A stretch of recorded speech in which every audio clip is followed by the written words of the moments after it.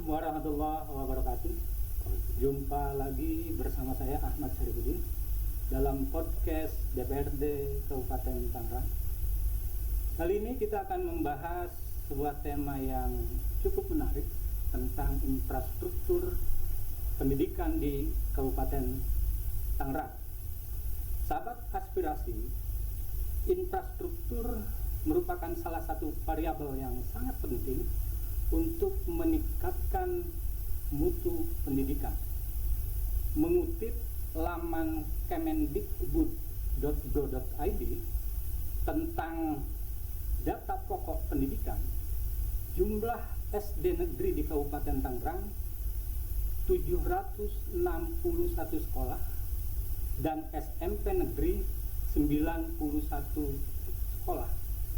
Pertanyaannya adalah apakah angka tersebut merupakan jumlah yang ideal mengingat populasi di Kabupaten Tangerang yang mencapai 3 juta lebih. Bagaimana kondisi sarana dan prasarana sekolah yang menjadi kewenangan pemerintah daerah Kabupaten Tangerang? Lantas sejauh mana peran DPRD Kabupaten Tangerang dalam mendorong peningkatan kualitas pendidikan?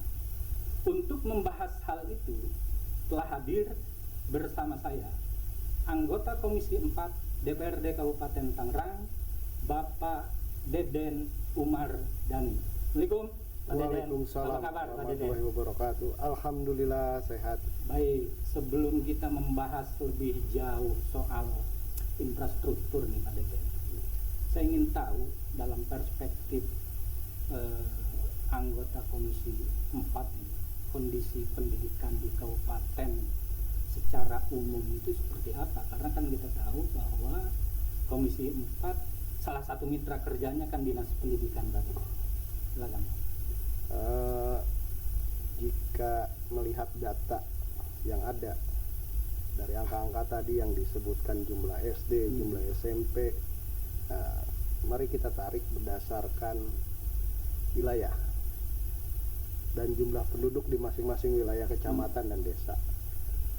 Kita akan menemukan masalah di sana. Ada wilayah, misalkan salah satu desa dengan penduduk 17.000 baru memiliki 1 SD negeri. Sementara ada desa yang berpenduduk 10.000, SD negerinya sudah 5. Ada lagi kecamatan dengan penduduk 90.000, SMP negerinya sudah 7.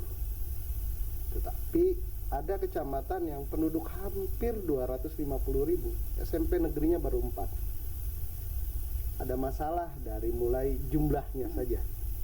Lantas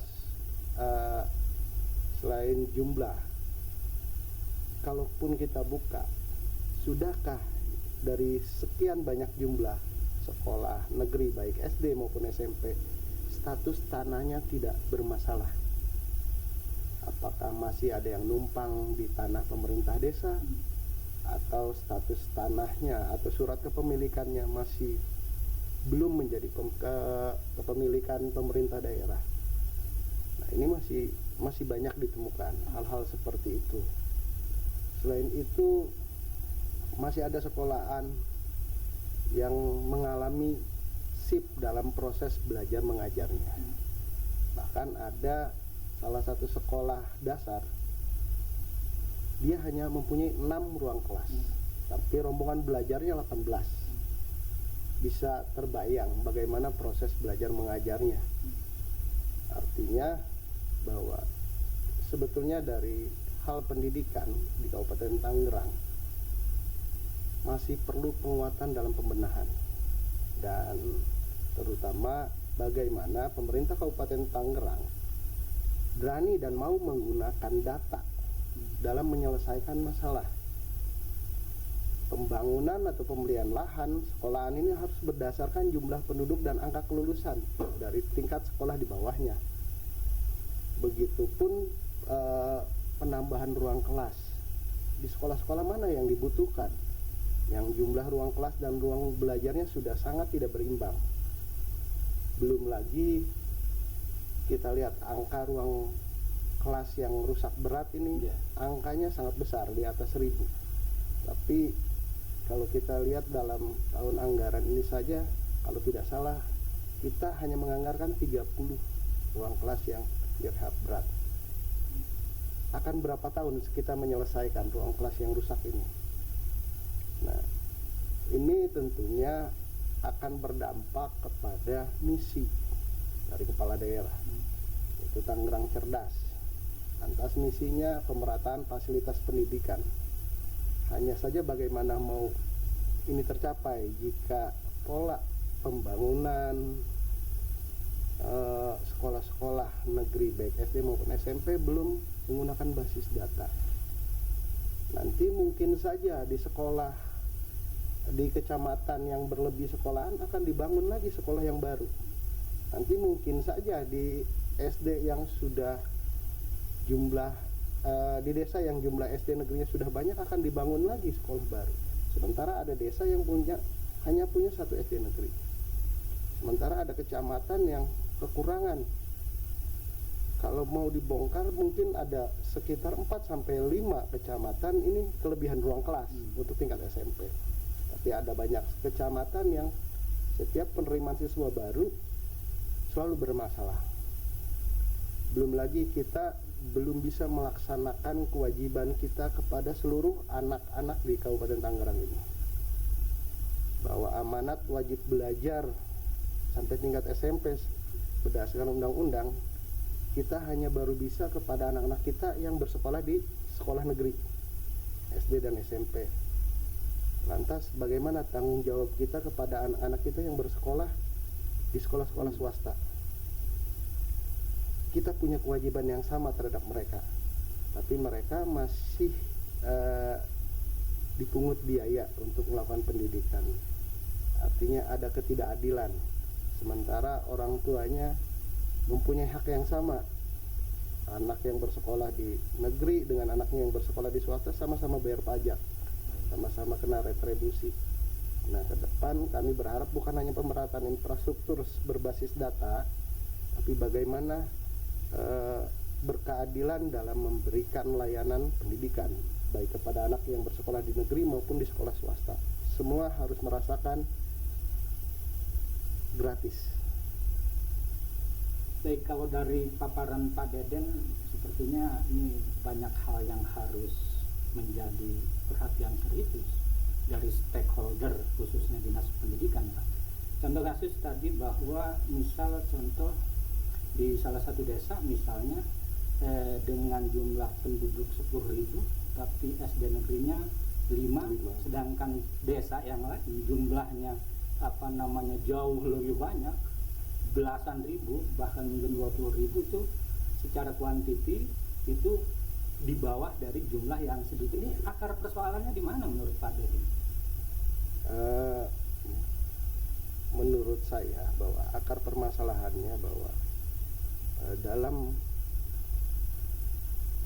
penambahan sekolah-sekolah negeri baik tingkat SD maupun SMP, ini data belum pernah dilihat, belum pernah digunakan sebagai bagian penting dalam proses perencanaan dan pembangunan sarana pendidikan di Kabupaten Tangerang.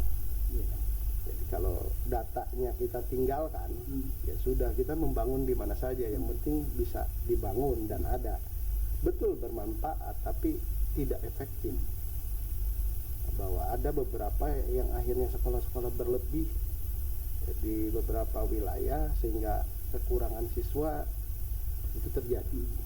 Nah, ini harusnya segera diakhiri, bahwa data harus sudah bunyi dalam proses awal perencanaan. Kalaupun mau melakukan penambahan SD negeri di desa mana, berapa jumlah penduduknya, ada berapa banyak saat ini SD negeri di sana. Tapi mohon maaf saya potong Pak Deden, selama ini memang bagaimana dalam penentuan itu tadi, misalnya membangun sebuah SDN misalnya satu desa, prosesnya seperti apa? Memang DPRD tidak dikomunikasikan atau seperti apa? Dari beberapa tahun lalu kami sudah ingatkan bahwa dalam melakukan penambahan sekolah-sekolah negeri baik SD maupun SMP sesuai dengan kewenangan pemerintah kabupaten tingkat kabupaten, bahwa basis data harap dikedepankan sehingga kita dalam melakukan penambahan sekolah ini bisa tepat sasaran dan efektif. Kemanfaatannya akan terasa dan kehadiran pemerintah ini akan lebih terasa oleh masyarakat. Tentunya kembali kepada pihak eksekutif, tapi kami akan terus lakukan penguatan dan pengingat pergunakan data. Ini menjadi penting agar tadi ketimpangan fasilitas pendidikan yang terjadi di hampir di semua desa maupun kecamatan ini tidak terus terjadi di Kabupaten Tangerang ini. Gitu. Baik, tadi disinggung juga soal status lahan yang masih mungkin berpotensi di kemudian hari ini menimbulkan persoalan. Nah, kalau Komisi 4 sendiri Pak Deden punya data tidak?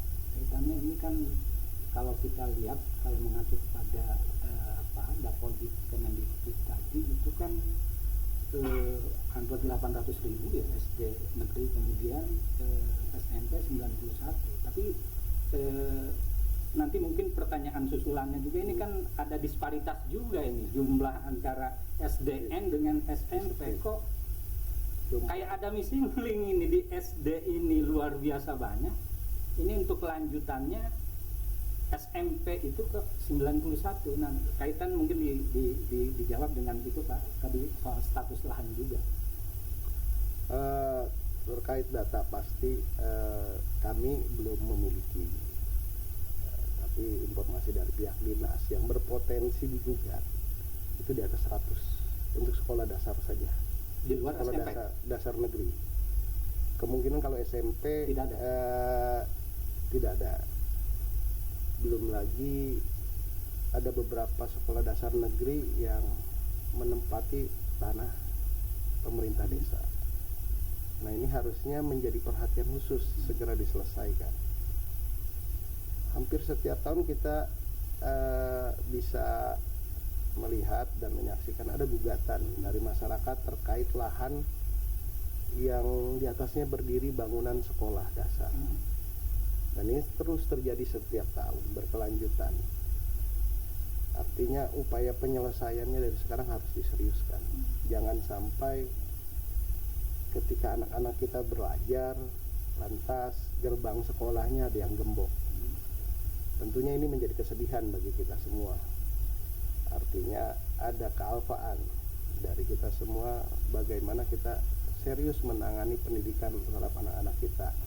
Nah, kami terus akan mengingatkan, selesaikan dengan cepat terkait kepemilikan lahan. Status kepemilikan lahan yang di sana berdiri sekolah-sekolah negeri baik SD maupun SMP. Baik yang status tanahnya tidak jelas, kita hanya mendengar hibah tapi tidak jelas surat-surat hibahnya.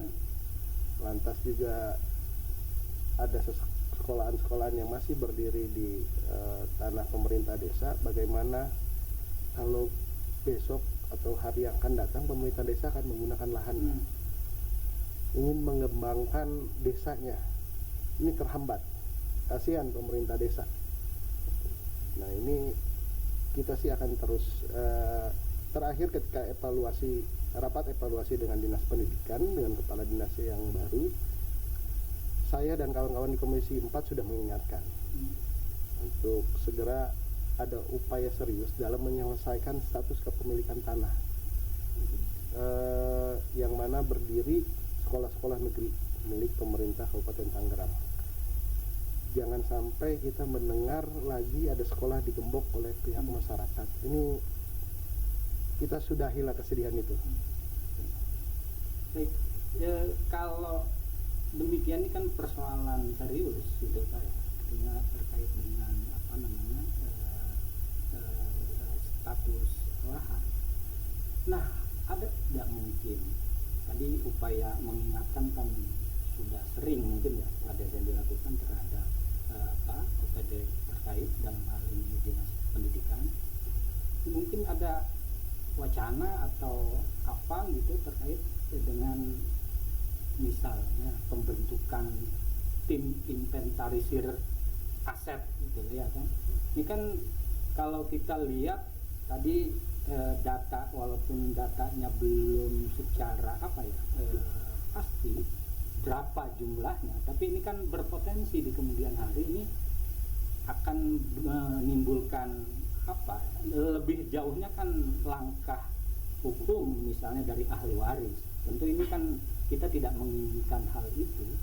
Nah, ini ada wacana mungkin dari dewan membentuk tim misalnya dengan ini untuk menginventarisir angka pastinya. Kami di Komisi 4 sudah sepakat kami akan serius dengan hal ini, dan kami juga coba berkomunikasi dengan para pimpinan, entah apapun timnya nanti yang dibentuk, tapi ini bentuk tanggung jawab kami DPRD Kabupaten Tangerang bagaimana juga bisa menyelesaikan permasalahan-permasalahan dalam hal pendidikan, dan upaya untuk membentuk ini sedang kami lakukan. Nah, mudah-mudahan ini disepakati oleh semua kawan-kawan di DPRD, dan ini bukan bentuk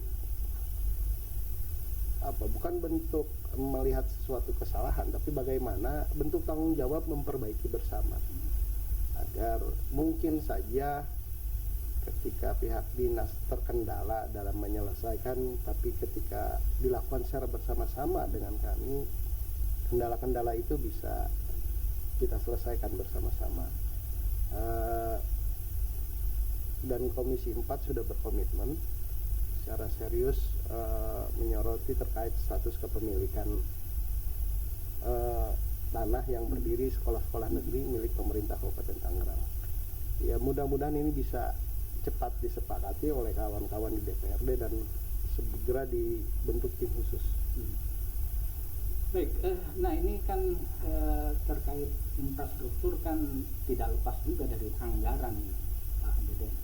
Ini saya pengen tahu di tiap tahunnya gitu, anggaran pendidikan di Kabupaten Tangerang di luar DAK dan DAP berapa itu untuk infrastruktur? Angkanya secara pasti saya belum hafal. Hanya saja kalau kita hitung itu sepertinya masih di bawah 20%. Di luar DAP. Belum ideal. Dan ini yang terus kita juga minta, kalau memang serius kita menganggap penting pendidikan sebagai bentuk investasi masa depan, ya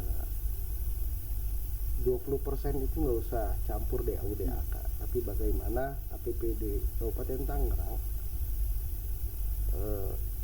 dianggarkan secara khusus untuk pendidikan sebesar sesuai dengan amanat undang-undang tentunya, sehingga nanti dengan besaran anggaran yang kita alokasikan untuk pendidikan ini tentunya akan lebih bisa menyelesaikan masalah-masalah uang kelas yang rusak berat, status tanah yang belum jelas, kelebihan rombongan belajar, kekurangan ruang kelas, lantas kekurangan sekolah SD maupun SMP di beberapa wilayah, bentuk perhatian terhadap kawan-kawan guru terutama honorer juga. Tentunya ini bisa setidaknya ketika anggaran yang kita besarkan bisa lebih menguatkan dalam menyelesaikan masalah-masalah tersebut. Baik, ini terkait dengan sebetulnya kan pemerintah daerah dalam hal ini dinas pendidikan juga ini sering meluncurkan program-program terkait pendidikan. Mungkin ini apakah itu kewenangan Komisi 2 atau Komisi 4 nih soal kebijakan. Misal kemarin juga kan ada yang namanya gerakan sekolah menyenangkan kan demikian. Ini apakah nanti gerakan sekolah menyenangkan kalau kita kaitkan dengan infrastruktur tadi, misalnya ruang kelas yang masih perlu banyak diperbaiki, itu bagaimana itu? Ya, capaian untuk gerakan sekolah menyenangkan juga akhirnya kami pertanyakan bahwa bentuk perhatian anggaran untuk menyelesaikan ruang kelas rusak berat ini kan masih sangat kecil. Bagaimana anak sekolah akan menikmati kesenangan dalam proses belajar mengajar kalau kondisi ruang kelasnya sudah sangat memprihatinkan, kondisi meja dan kursinya sudah tidak layak. Cenderung mereka di bawah ancaman sepertinya. Ketika ruang kelas sudah rusak berat di musim hujan, ini sama saja anak-anak kita ini ada di tengah medan perang. Karena ada bahaya di sana. Bukan tidak mungkin ketika proses belajar terjadi berlangsung terjadi sesuatu dengan bangunan. Jadi perlu ada penguatan lagi untuk mencapai rasa senang pada anak-anak kita dalam melakukan proses belajar mengajar. Kalau saat ini keseriusan untuk mencapai itu saya lihat belum terlihat secara serius. Ya di beberapa sekolah mungkin terjadi, tapi kita harus melihat secara utuh dalam satu kabupaten di semua sekolah. Betulkah anak-anak kita ini sudah sedemikian senang menikmati proses belajar mengajar di Kabupaten Tangerang? Kita jangan hanya melihat di beberapa sekolahan saja yang sudah dicanangkan gerakan. Ya mungkin sekolah yang dijadikan tempat pencanangan layak, tapi banyak sekolah lain yang bukan jadi tempat pencanangan program tersebut. Mari kita lihat bersama-sama. Jadi gerakannya jangan hanya pada sekolah-sekolah tertentu, tapi harus secara utuh dilakukan se-Kabupaten Tangerang. Dan menyenangkan itu kan harus dinikmati oleh semua, terlebih dalam proses belajar mengajar. Nah ini yang butuh juga kejujuran bersama. Jadi bukan hanya serius, ya kita berani jujur dulu lah. Masalahnya apa, seperti apa, dan kita harus bagaimana. Nah baru terlihatlah keseriusan kita kalau kita mau berani jujur. Jadi saya masih meragukan kalau di semua sekolah SD dan SMP negeri di Kabupaten Tangerang ini anak-anak kita sudah merasakan rasa senang dalam proses belajar mengajarnya. Belum lagi bagaimana perhatian kita terhadap para guru. Terutama kalau kita buka data, guru pengajar kita itu lebih banyak guru honorer. Kalau penghasilan mereka pertama masih di bawah kebutuhan hidup, tentunya para guru ini juga bagaimana bisa memberikan rasa yang menyenangkan dalam proses belajar mengajar sementara mereka saja dalam kondisi lapar. Lantas belum lagi sudah tidak sesuai dengan kebutuhan, kami masih atau kita ini masih sering mendengar ada keterlambatan. Bahwa kawan-kawan guru, saudara-saudara kita, para guru honorer dalam mendapatkan haknya. Saya ketika di Komisi 2 pun beberapa kali mendengar itu dan langsung berkomunikasi dengan dinas, selesaikan segera. Nah ini yang akhirnya juga ya kita sih ingin jujur bersama lah. Jadi kalau ingin mencapai gerakan menyenangkan bagi anak-anak kita di sekolah ini, ya kita berani jujur dulu. Nah, ada apa rekomendasi atau usulan gitu atau tidak dari Komisi 4 gitu. Ini untuk mengurai tadi, mengurai apa namanya persoalan. Memang kalau kita simak dari paparan Pak Deden memang cukup lumayan banyak juga kan begitu. Misalnya terkait infrastruktur apa, kemudian terkait kebijakan apa gitu. Ini supaya bisa kemudian menjadi bahan masukan juga bagi OPD terkait dalam hal ini Dinas Pendidikan. Kami di Komisi 4 ada tentunya obrolan kecil dan awal sudah kami lakukan. Kami ya setidaknya nanti akan coba merekomendasikan hal apa saja yang harus segera diselesaikan oleh dinas pendidikan, begitupun dinas yang lain, karena ini ada keterkaitan. Kalau pembelian lahan ini bukan di dinas pendidikan, adanya gitu, di dinas yang lain. Hanya saja rekomendasinya tetap dari dinas pendidikan. Nah, ini ada keseriusan dalam menyelesaikan itu, dan kami akan coba buat rekomendasi pada dinas pendidikan untuk poin-poin yang menjadi masalah dalam pendidikan di Kabupaten Tangerang ini menjadi perhatian khusus dan segera diselesaikan. Kita ini harus berani bertanggung jawab terkait pendidikan anak kita.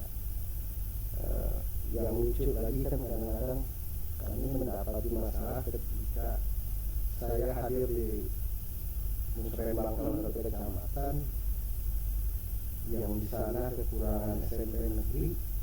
Ketika mengusulkan penambahan SMP negeri, diminta rekomendasi dari sekolah swasta. Kok bisa? Nah, itu yang saya nggak habis pikir, kok undang-undang kalah dengan sekolah swasta. Ketika saya tanyakan, enggak, itu bukan kewajiban. Tapi kenapa diminta kepada masyarakat? Akhirnya dihilangkan rekomendasi, dimusyawarahkan lagi.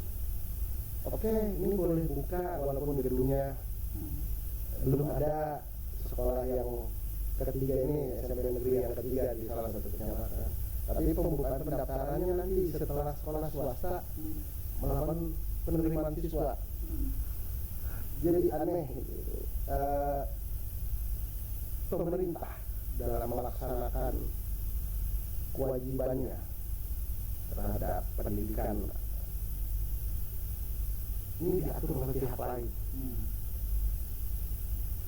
Ini sesuatu yang saya pikir ada yang serius yang selama ini terjadi. Tidak mungkin pihak swasta sedemikian kuat mempengaruhi kebijakan yang ada di dinas apabila memang tidak ada sesuatu. Ini yang kami juga akan terus gali, ada apa. Dan sebetulnya kami sudah mencarikan jalan keluar yang terbaik bagi keduanya, negeri maupun swasta. Sekolah-sekolah di Kabupaten Tangerang ada perda. 2 tahun lalu kami sudah memparipurnakan perda penyelenggaraan pendidikan Kabupaten Tangerang.